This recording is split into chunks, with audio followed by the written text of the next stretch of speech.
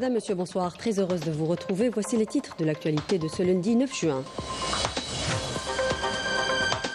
La sous-traitance industrielle, un secteur en pleine croissance. L'exemple à Rhein-Mouchent avec l'entreprise Idenet spécialisée dans la fabrication de faisceaux et de câbles électriques. Reportage dans ce journal.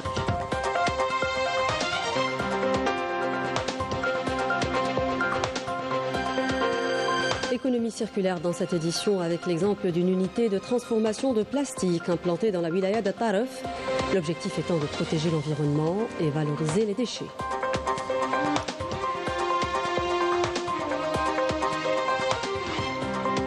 Un volet consacré au développement du réseau ferroviaire dans ce journal avec notamment le lancement d'une nouvelle ligne Alger-Tlemcen, assurée désormais 2 fois par jour grâce au train Grande Ligne Coradia, au grand bonheur des voyageurs.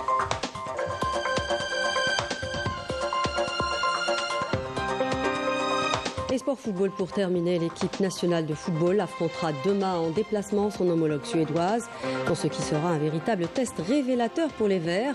Une rencontre amicale qui intervient dans le cadre des préparatifs en vue de la reprise des qualifications de la Coupe du Monde 2026.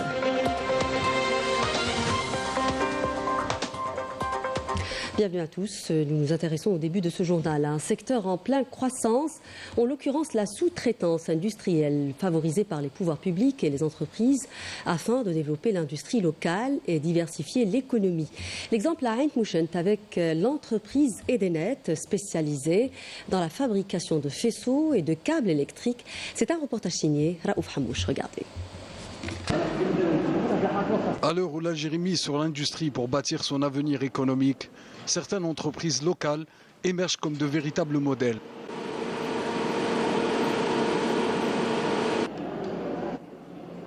C'est le cas d'Idnet, spécialisé dans la fabrication de faisceaux et de câbles électriques, qui fait parler d'elle par son expertise et surtout par sa jeunesse.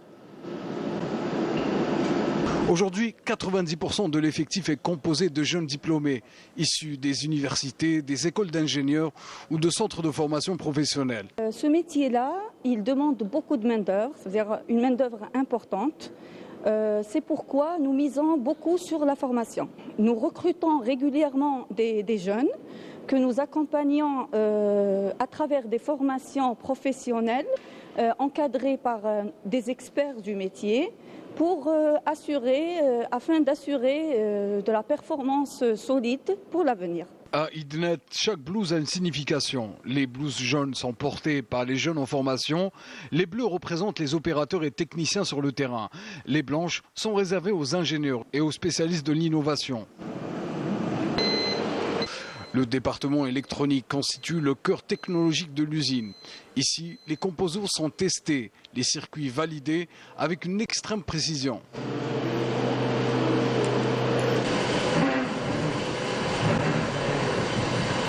C'est ici, dans le département recherche et développement, que naissent les solutions de demain. Les ingénieurs conçoivent, testent, innovent pour répondre aux normes les plus strictes du marché international. Et apporter quelque chose de plus selon les technologies qui se trouvent actuellement dans le monde. Alhamdoulilah, on a eu l'opportunité d'être recruté dans une entreprise pour améliorer nos connaissances et apporter quelque chose de plus à l'entreprise. Cette expertise locale n'a pas échappé aux grands constructeurs. Fiat a récemment signé un contrat de sous-traitance avec Idnet pour la fabrication de faisceaux destinés à ces véhicules produits à Tafraoui, dans la wilaya d'Oran. Idnet incarne une nouvelle génération d'entreprises industrielles algériennes ambitieuses, modernes et résolument tournées vers l'avenir.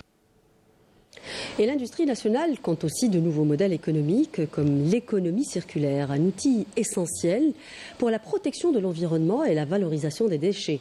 C'est d'ailleurs l'objectif que s'est assigné une unité de transformation de plastique implantée dans la wilaya de Taref. 3,5 tonnes de déchets plastiques sont transformés par jour au niveau de cette usine. Immersion avec Saïda Mayouf, reportage. Dans la commune de Berrihan, à Taref, à l'extrême est du pays, une unité de transformation de plastique s'impose comme un maillon essentiel dans la dynamique de développement durable. Une initiative industrielle alliant à la perfection valorisation des déchets et économie circulaire. Notre unité de l'ERIA a été fondée en 2014. J'ai acquis une grande expérience au fil des ans. La collecte se fait à travers les 2 CET, le centre d'enfouissement technique de Boutelja et celui de la ville d'At-Tarf. Notre objectif est de donner une seconde vie à ces déchets et de contribuer à une industrie plus respectueuse de l'environnement. Ce sont 3,5 tonnes de déchets plastiques recyclés et transformés en produits réutilisables, des matières exploitables dans l'industrie permettant ainsi de réduire la dépendance aux produits bruts importés. L'opération de recyclage débute par la collecte. Après cela, le plastique est trié, broyé puis transformé en PET destiné à différents secteurs industriels. Nous commercialisons à travers le pays, notamment vers Batna et Alger. Ici, ces machines sont spécialisées dans la transformation sous forme de granulés. Nous commercialisons cette matière à travers le pays, notamment vers Sétif et Ghardaya, pour la fabrication de tuyauteries et utilisables en agriculture et dans les opérations d'assainissement. Au-delà de l'aspect environnemental et économique, cette unité familiale joue un rôle social fondamental.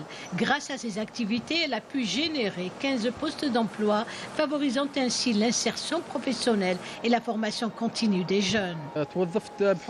Auparavant, je n'avais pas de travail stable. Cette entreprise m'a permis d'apprendre un métier grâce auquel j'ai acquis une expérience très riche. C'est une vraie opportunité qui s'est présentée à moi. La stratégie du ministère de l'Environnement et la qualité de la vie repose sur l'encouragement, voire l'adoption de l'économie circulaire, une manière de valoriser les déchets. En combinant développement industriel et respect de l'environnement, At-Tarf s'inscrit en droite ligne dans la voie d'une économie plus verte et durable. En Algérie, les déchets ménagers et assimilés produits annuellement se chiffrent à 11 millions de tonnes, dont une part importante de pollution plastique. À At-Tarf, la transition écologique se trouve ainsi bien enclenchée et cette unité en est un exemple prometteur. Et une économie forte est tributaire d'un réseau ferroviaire développé. L'Algérie se lance dans une modernisation ambitieuse de son réseau. L'exemple à Alger avec un projet déjà en cours sur la ligne ferroviaire reliant Al-Harrach à Blida. La voie ferrée est entièrement renouvelée avec pour objectif d'améliorer la sécurité, mais aussi de faire gagner du temps aux usagers. C'est un reportage signé Walid Yousfi. Le transport ferroviaire en Algérie est en pleine transformation. Les pouvoirs publics ont mis en œuvre un programme national de réhabilitation et de modernisation des lignes ferroviaires, incluant des opérations d'entretien et de renouvellement des infrastructures ferroviaires existantes pour une enveloppe financière de 41 milliards de dinars pour 2023-2024, suivie d'une rallonge de 17 milliards de dinars en 2025. Exemple ici à Blida, où la voie ferrée s'apprête à faire peau neuve. Sur ces 4 km de tronçon entre Bni Magad et Blida, les anciens rails sont remplacés. Le mot d'ordre, moderniser cette ligne et améliorer le rendement. C'est un renouvellement de la voie et ballast du tronçon allant du Harrach, du gare Harrach jusqu'à l'Afron. La gare Afron, c'est la linéaire de 58 km, y compris les gares et les pleins voies. Les tronçons restent à réaliser. Ces 2 tronçons, c'est la linéaire de 8 km du Harrach à Guide Constantine et 8 km de Bni Magad à Blida. Il reste 8 km. Aussi 8 km de voies de service qui ne sont pas encore terminées. La première phase, c'est coupe de rail. On coupe la voie ferrée en plusieurs tranches. C'est des travaux de 18 mètres en tranche. Lorsqu'on termine les travaux de coupe, on va entamer la dépose. On va déposer la voie ferrée. Durée des travaux, 3 mois. Une fois livrés, ces travaux permettront d'augmenter la vitesse des trains, passant de 80 à 120 km/h. Un gain de temps non négligeable pour les usagers. La reprise du trafic est prévue juste après la livraison de ce chantier, durant le mois de septembre. Nous réalisons ces travaux selon une norme universelle. La voie existante, le type d'oreille, c'était UC 54 et maintenant on le remplace par un UC 60. Ces investissements conséquents témoignent de la volonté des pouvoirs publics de moderniser un réseau ferroviaire vieillissant afin d'en faire un levier pour le développement économique et territorial. Et justement, la SNTF lance de nouvelles lignes dans le but de développer un réseau ferroviaire reliant les différentes régions du pays. À l'instar de la ligne Alger-Tlemcen, assurée désormais 2 fois par jour, une desserte régulière dispensée grâce au nouveau train Grande Ligne Coradia et qui vient répondre à un besoin exprimé depuis quelques années déjà par les voyageurs. Marine Damis. Départ du premier train Coradia depuis la gare de Tlemcen en direction d'Alger. En passant par Sidi Bel Abbas et Oran, cette nouvelle ligne représente un pas de plus vers la modernisation du transport ferroviaire en Algérie et une étape importante dans le renforcement des liaisons inter-wilaya et dans l'amélioration du confort des voyageurs. Une initiative largement saluée. C'est une bonne chose. Cela va vraiment nous épargner la fatigue du voyage en voiture. C'est tellement plus confortable et rassurant, surtout quand on voyage en famille. Nous avons fait le trajet sur cette nouvelle ligne et c'était agréable. Le Coradia se distingue par son confort et sa ponctualité, une avancée significative dans l'expérience de voyage, en particulier pour les familles. La ligne Tlemcen-Alger assurera 2 liaisons quotidiennes, une de jour et une autre de nuit. La SNTF a renforcé cette ligne qui couvre 9 wilayas. 2 départs sont désormais assurés, le premier à 7h20 et le second à 19h30.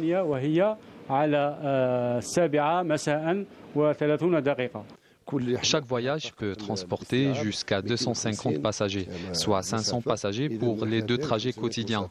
C'est une plus-value pour les voyageurs et la wilaya. Cette nouvelle ligne du train Coradia s'inscrit dans une politique globale de promotion d'une alternative fiable au transport routier souvent saturé. Elle répond à une demande croissante en matière de mobilité entre l'ouest et le centre du pays et représente une solution confortable, sécurisée et écologique.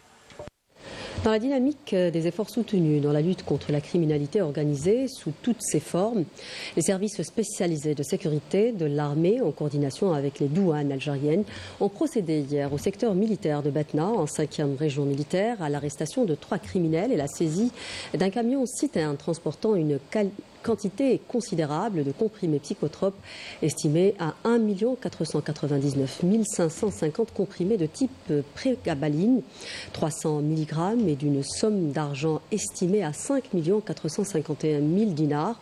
Cette opération intervient en continuité des efforts visant à éradiquer le fléau du narcotrafic dans notre pays et reflète encore une fois le haut professionnalisme, la vigilance et la disponibilité permanente de nos forces armées à travers l'ensemble du territoire national. À l'étranger, la marine de l'entité sioniste a intercepté et dérouté ce lundi le bateau Madeleine transportant de l'aide humanitaire pour Gaza qui tentait de rallier le territoire palestinien assiégé avec à son bord des militants parmi lesquels la Suédoise Greta Thunberg. Le voilier avec à son bord 12 militants français, allemands, brésiliens, turcs, suédois, espagnols et néerlandais était parti d'Italie le 1er juin pour briser le blocus israélien de Gaza en proie à une situation humanitaire désastreuse. Après avoir atteint la côte égyptienne, le Madeleine s'était approché de Gaza en dépit des mises en garde de l'entité sioniste qui a été déroutée vers le port d'Ashdod. Plusieurs pays ont condamné cet acte qui n'est autre qu'une violation flagrante du droit international. Amnesty International a estimé que l'interception du Madeleine par l'armée sioniste et la détention de l'équipage bafouent le droit international. Et le génocide sioniste contre le peuple de Gaza se poursuit. Aujourd'hui encore, plus de 10 Palestiniens sont tombés en martyrs et d'autres ont été blessés dans des bombardements de l'armée sioniste sur plusieurs zones de la ville de Khan Younes, au sud de la bande de Gaza. Les détails avec Raouf Hamouche. Regardez. Des frappes aériennes et des tirs d'artillerie contre des civils en quête d'aide humanitaire ont fait des dizaines de morts et de blessés, en grande majorité des enfants et des femmes. Les hôpitaux de Gaza, déjà submergés, continuent de recevoir un flot ininterrompu de martyrs. Plusieurs familles ont été entièrement décimées. Certaines ont péri dans leurs maisons, d'autres dans des camps de fortune où elles avaient trouvé refuge. Que Dieu nous vienne en aide. Nous n'en pouvons plus. J'ai perdu tous mes enfants. Les hôpitaux de la bande de Raza tirent la sonnette d'alarme, avertissant qu'ils pourraient cesser totalement leur service. Nous souffrons d'un manque cruel en carburant, en médicaments, en matériel médical et même en personnel soignant. Malgré cela, nous faisons tout notre possible pour soigner, aider et sauver chaque personne qui franchit les portes de l'hôpital.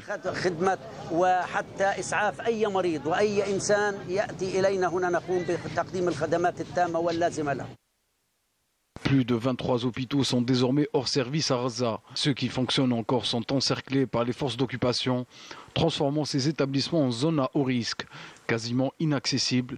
Face à cette situation dramatique, de nombreux Palestiniens n'ont d'autre choix que de se tourner vers les hôpitaux de campagne, installés sous des tentes, des structures primaires, dénuées du minimum vital pour sauver des vies. C'était mon fils, mon enfant. Je vous jure devant Dieu, depuis hier je suis là, je le tiens, je le touche. Il s'est vidé de son sang. À mesure que les jours passent, l'espoir de survie s'amenuise pour les Palestiniens. Beaucoup n'ont plus accès ni aux soins les plus élémentaires, ni à la nourriture, ni même à l'eau potable. Privés de tout, ils peinent à se maintenir en vie.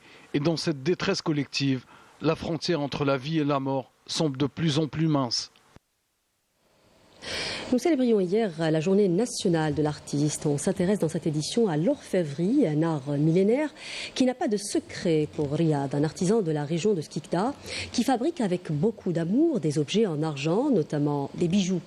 Des créations qui nécessitent du temps et un savoir-faire certain qu'il a hérité de sa famille et développé au fil des ans. Aujourd'hui, cet artisan enseigne à ses apprentis les gestes indispensables pour le métier d'orfèvre. C'est ce que nous dit Majda Jahmoun dans ce reportage. Dans son atelier, au cœur de Skikda, Riyad façonne l'argent avec beaucoup de dextérité, mais surtout avec beaucoup d'amour et une grande passion. Le précieux métal n'a aucun secret pour lui, puisqu'il le manie depuis plus de 20 ans. Un savoir-faire qui lui a été transmis par sa mère et grâce auquel il donne vie à des pièces inspirées du patrimoine algérien, avec une attention particulière pour les bijoux berbères.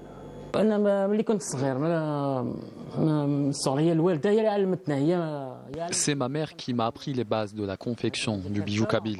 Il fait partie de notre identité et il est très important de le préserver car il s'agit de notre patrimoine et de notre culture. Je me souviens en étant petit, l'accès à Athini en hiver était difficile et malgré cela, mes oncles et ma mère recevaient des clients. C'était là que j'avais compris à quel point il est important de perpétuer cet art.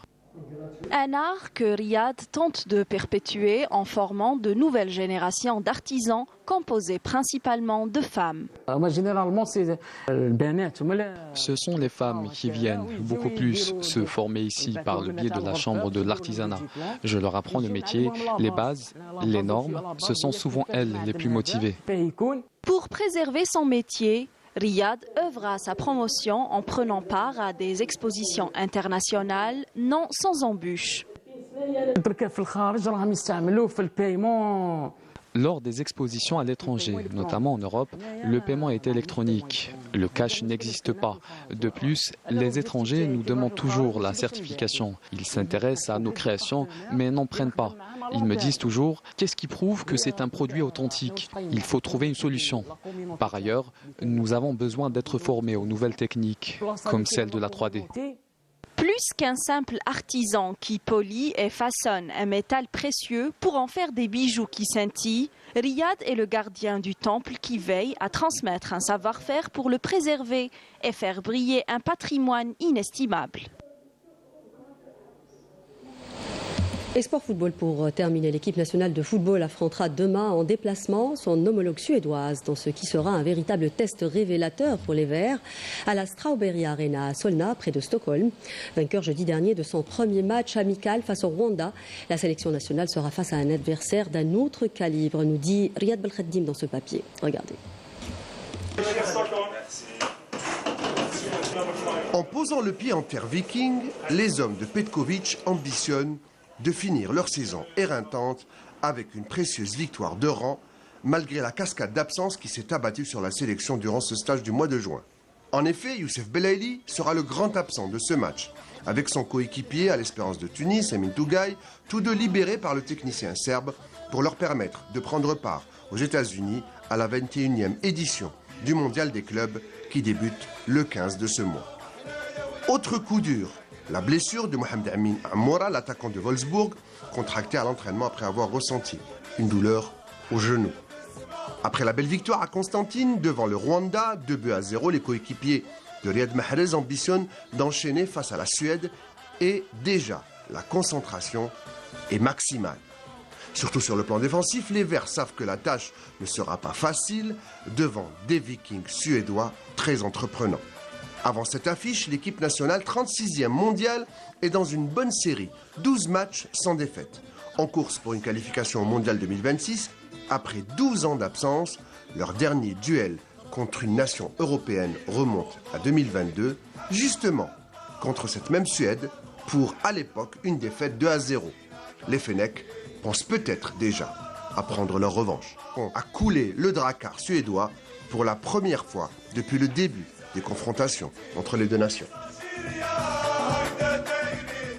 Et la sélection nationale a effectué ce lundi une séance d'entraînement sur la pelouse du Strawberry Arena de Stockholm, où se déroulera la rencontre face à la Suède. Vladimir Petkovic et le capitaine Riyad Mahrez se sont présentés ensuite en conférence de presse. Je vous invite à les écouter.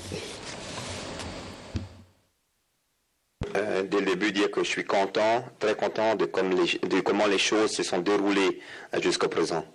Moi, j'espère que j'ai réussi aussi à transmettre ça à mon équipe. Et demain, c'est un autre jour.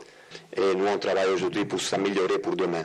C'est pour cette motivation que moi et aussi mon équipe prend ce jour pour bien préparer le match de demain, qui sera un match qui pourra nous aider pour le futur. Comme j'ai déjà dit beaucoup de fois, une victoire amène une victoire. Et quand on a la confiance, il faut la garder d'une façon très forte, parce que c'est facile de la perdre, mais quand on l'a, il faut vraiment la garder. C'est vrai que là il y a un peu plus de jeunes, tout ça, mais c'est des bons gars, c'est très respectueux. Vraiment, il n'y a pas besoin de faire plus ou de quoi que ce soit. Ils s'adaptent, on essaie de bien les mettre dans les bonnes conditions, de bien les accueillir, et après c'est à eux de démontrer leur qualité pour jouer pour le pays, pour le drapeau.